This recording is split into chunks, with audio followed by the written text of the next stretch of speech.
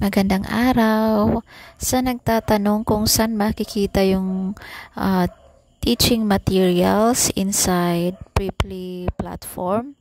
So, ito lang. Dito lang makikita yon. Pasok ka lang kung may schedule ka na. Ayan.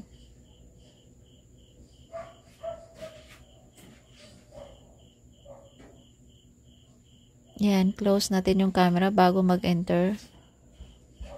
Depende sa'yo yan.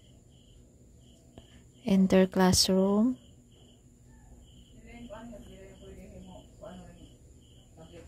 Tools.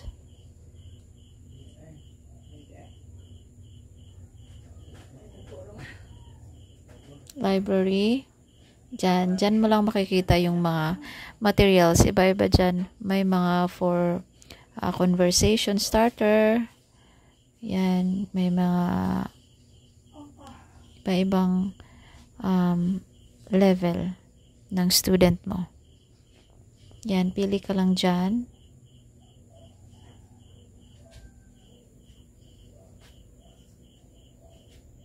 Yan. Scroll mo lang.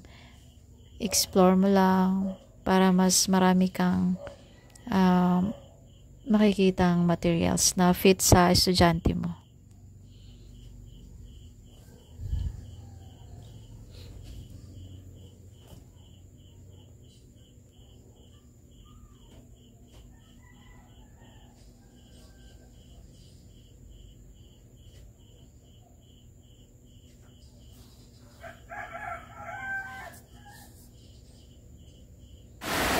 Ako kasi, yung student ko yung nag-provide ng materials.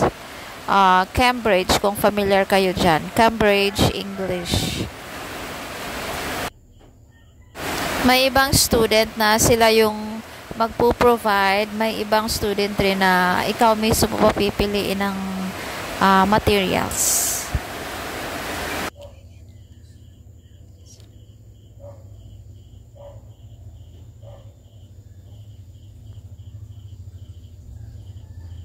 Okay, yan lang.